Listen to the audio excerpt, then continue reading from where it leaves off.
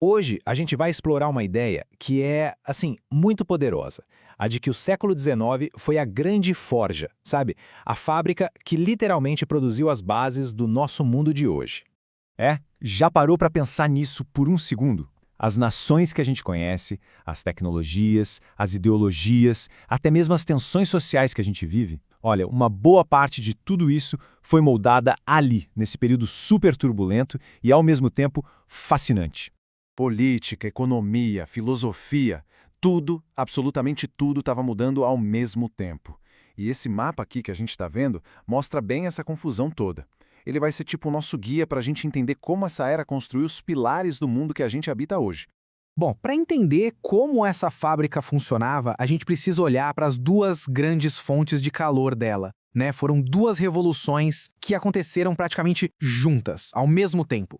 Então, pensa assim. De um lado, a gente tem a Revolução Industrial. É a explosão das fábricas, da siderurgia, da indústria têxtil, das ferrovias, uma mudança totalmente material, física, sabe? E do outro lado, acontecendo junto, uma revolução nas ideias.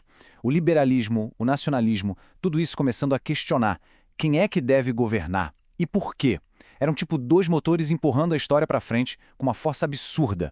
E as consequências? Nossa, foram gigantescas. A vida social foi literalmente virada de ponta cabeça. A gente vê aquele êxodo rural em massa, sabe? As pessoas saindo do campo, indo para as cidades, criando um novo tipo de trabalhador, o proletário, e também uma nova elite, a tal da burguesia. E, ao mesmo tempo, mais gente aprendendo a ler e a escrever. E os jornais começam a ter um poder de influenciar a opinião pública que ninguém nunca tinha visto.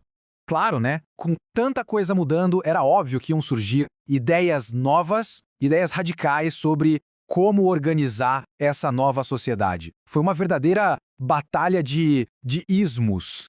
Olha só, essa tabela aqui deixa bem claro quais eram as três principais visões de mundo que estavam na mesa. Primeiro, o liberalismo, focado totalmente na liberdade individual, na economia livre. Logo depois vem o socialismo, que nasce como uma resposta a isso, colocando a igualdade do coletivo em primeiro lugar. E por último, mas não menos importante, o nacionalismo, com aquela ideia de que o que une um povo é a cultura, a língua e a lealdade a essa nação. E aqui, pessoal, está o ponto central de tudo. O século XIX inteiro pode ser entendido por essa briga, por esse conflito triplo. Toda a história política que vem depois é basicamente o resultado da tensão constante entre essas três grandes forças. Ok, para a gente ver como essas forças todas funcionaram na prática, vamos dar um zoom. Vamos focar num dos eventos mais dramáticos do século, a unificação da Alemanha. E olha, esse processo não foi nada pacífico, viu? Tudo começou lá com as revoluções de 1848, que não deram certo na hora, mas plantaram a sementinha da União. Depois vieram as guerras estratégicas, a Prússia, com o famoso Bismarck no comando, foi consolidando o poder. E finalmente, em 1871, unificou a Alemanha.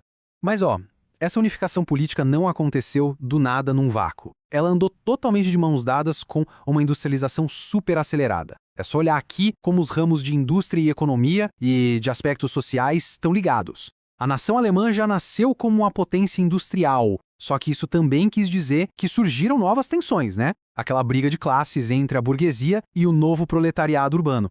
E essa frase aí, do Bismarck, ela resume perfeitamente a filosofia por trás de tudo isso. A tal da Realpolitik. O que é isso? É uma política baseada na prática, no poder real e não em ideais bonitinhos. É uma abordagem pragmática e, vamos ser sinceros, muitas vezes brutal, que usava o poder do exército e da indústria para alcançar os objetivos da nação. Beleza.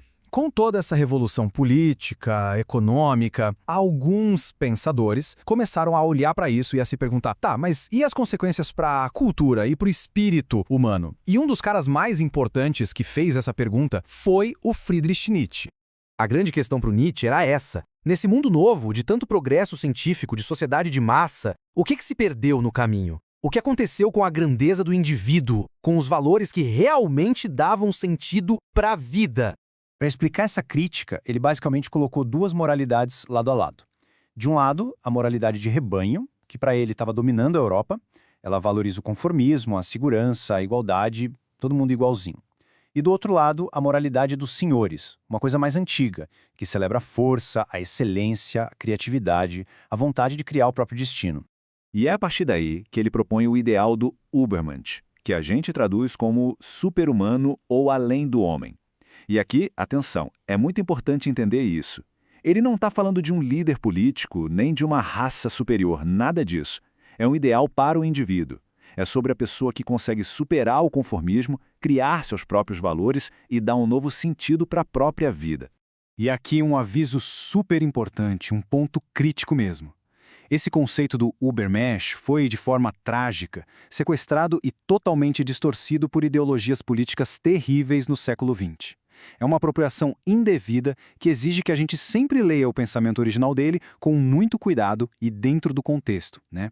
E tudo isso nos traz, finalmente, de volta para o nosso tempo. Porque, no fim das contas, as questões e as estruturas que foram forjadas lá no século XIX, elas não sumiram. Elas ainda são a base do mundo em que a gente vive hoje. Aquelas batalhas ideológicas que a gente viu entre liberalismo, socialismo e nacionalismo, elas não acabaram em 1900, de jeito nenhum. Elas só mudaram de tamanho. Como esse diagrama aqui sugere, essas mesmas forças foram ficando cada vez mais intensas e se tornaram os grandes campos de batalha do século XX, definindo as guerras mundiais e a Guerra Fria. Pode reparar, o sistema global de países que a gente tem, as tensões entre capitalismo e trabalho, o debate eterno sobre liberdade individual contra a igualdade social, a busca por um sentido para a vida num mundo cada vez mais secular, tudo isso, tudinho, é herança direta daquela época. A fábrica do século XIX, de certa forma, ainda está funcionando. As perguntas fundamentais que eles enfrentaram lá atrás ainda ecoam hoje bem alto. A grande diferença é que, agora, as respostas, elas estão nas nossas mãos.